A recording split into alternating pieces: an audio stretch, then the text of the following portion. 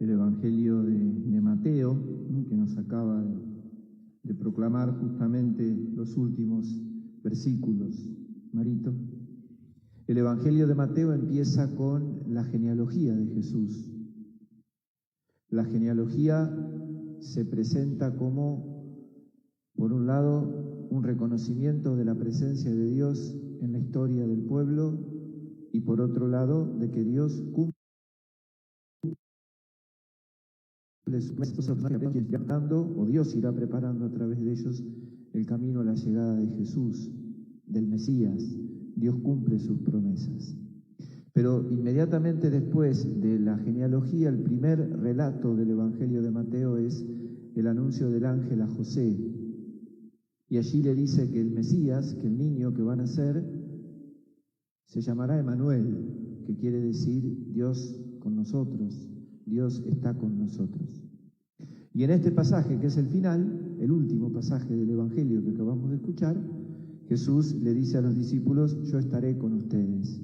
O sea, este Dios que estuvo, está y estará, o como lo dice la liturgia, el Dios que era, que es y que vendrá.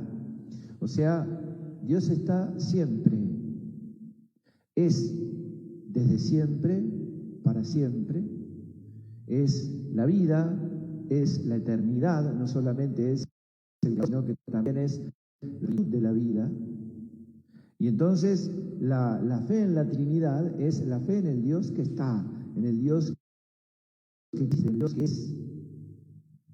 Para nosotros la fe en la Trinidad es, lo decía al principio, ¿no? Por un lado, sabemos, en la doctrina cristiana es el misterio más difícil de acceder. Si Jesús no nos lo hubiera revelado, nunca hubiésemos llegado a esto, a conocer esto.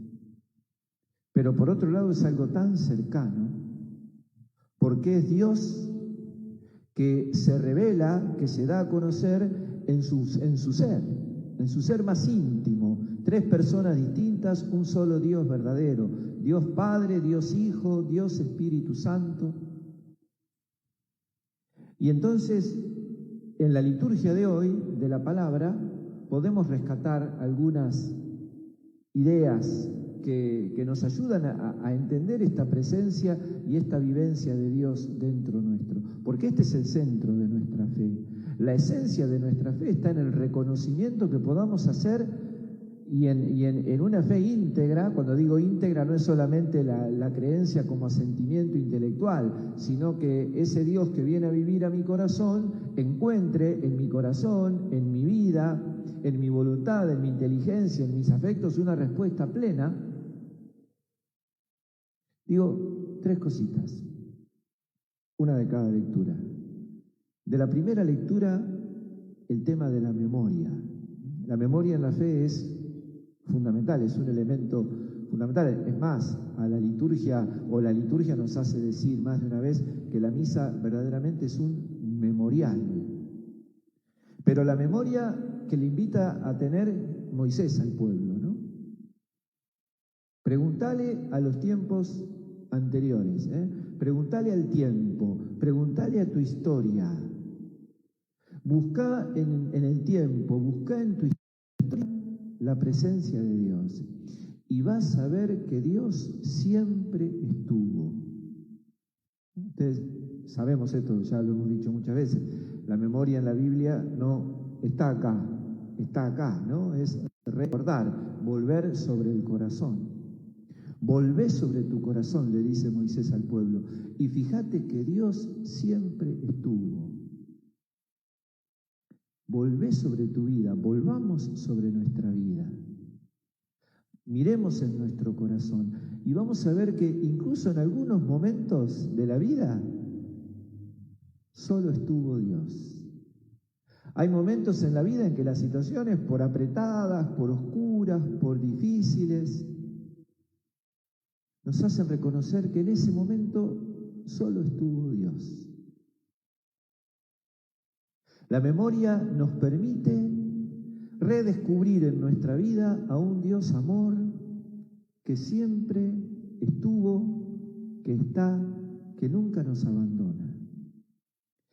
Ese Dios es el principio el fundamento, el sentido y la fuerza de nuestra libertad. Si tenemos en cuenta que la libertad es tal vez una de las, o sin el tal vez, una de las notas que más hacen a la imagen y semejanza, y que la libertad es un anhelo permanente del hombre, pero que está llena de dificultades y de confusiones y de contradicciones, y que no hay sistema sobre la tierra doctrinal, ni ideología, ni las de la modernidad, ni las nuevas, que alcance a entender o a dar un sentido pleno de libertad como la que da la fe cristiana. ¿Por qué? Porque la libertad no se inicia, no tiene su origen en el hombre, ni en su deseo, ni en su vocación, ni en su anhelo, sino que su inicio, su origen está en el Espíritu de Dios. Por eso le dice Pablo a los romanos: ustedes recibieron el Espíritu de Dios, por lo tanto no pueden ser esclavos, porque si son esclavos van a caer en el miedo. Todas las doctrinas y sistemas, por simpáticas que parezcan, y a veces persiguiendo valores importantes y hasta, ¿por qué no buenos?, todas terminan en algún punto esclavizando o condicionando tanto la vida de los hombres que en algún momento necesitamos aferrarnos a eso y llenamos de miedo si lo llegamos a perder. En definitiva, perdemos la libertad. La libertad que Dios da es la libertad del Espíritu. La libertad que Dios da es poder afrontar la vida no como esclavo, sino como hijo. Es el gozo y la fortaleza de sentirme hijo de Dios que me permite ser fuerte, que me permite enfrentar con convicción las distintas realidades y situaciones de la vida. Esto de ir a contramano de la historia, esto de ir o como suele decir la iglesia, ¿no? Esto el evangelio es a contracultura, ¿no? De la cultura dominante, de las ideas que son modas, de las ideas que hoy se imponen, pero no por el placer de ir en contra, sino porque tenemos un principio de vida que nos hace exaltar nuestra dignidad de hijos de Dios, que nos hace buscar la fraternidad, que nos hace entender que la verdad, que la justicia son verdaderos fundamentos para realmente vivir en una sociedad en paz, con una paz que no es mágica, que no viene por cuestiones, sino que realmente tiene que estar fundamentada en todos estos valores. Es un desafío la libertad. Humanamente casi es imposible que el hombre por sí mismo logre la plenitud de ser libre. Ahora, si el que nos anima es el Espíritu de Dios, sí que podemos con la libertad. Sí que podemos ser libres. Y el Evangelio nos habla de la misión. El domingo pasado también hablábamos de la misión. Siempre hay que hablar de la misión, porque todo esto es misión. De hecho, la revelación que el Padre hizo de su Hijo es la misión de Jesús. Y el envío del Espíritu también es misión, también es un Dios que se quiere revelar. Siempre tendremos que ser misioneros. Y la misión es hermosa. Jesús le dice a sus discípulos, son las últimas palabras antes de subir al cielo. Lo tenemos en Mateo, lo tenemos en Marcos, lo tenemos en Lucas. Y el domingo pasado lo leíamos en Juan, en la versión de la aparición de Jesús resucitado, como el Padre me envió, yo los envío a ustedes. Acá Jesús le dice, vayan y hagan que los pueblos sean mis discípulos. Hacer en la Biblia siempre es idea de creación.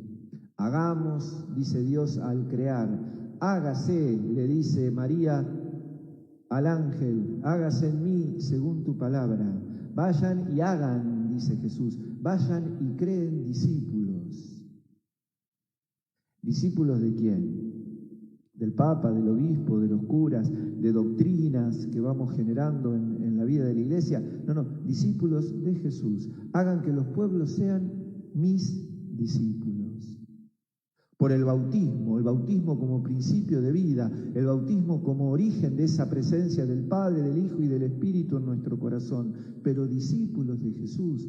Es inagotable esa misión, es interminable esa misión. Siempre vamos a encontrar en nuestro mundo, en nuestra vida, personas que Jesús quiere llamar, con las que se quiere encontrar, con las que quiere compartir el camino de la vida, y esa es nuestra tarea, presentarle a Jesús a los demás, presentarle a Jesús a nuestros hermanos.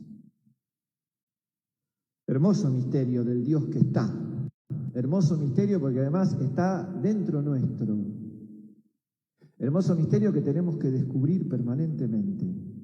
Hermoso misterio que nos lleva a revisar en nuestro corazón cómo Dios nos ha acompañado toda nuestra vida y cómo sigue estando con nosotros con la promesa de estar para siempre. Hermoso misterio que nos hace libres y nos da la capacidad de liberar a los demás. Esto es fuerte, porque solamente el que es verdaderamente libre puede ofrecerse como liberador.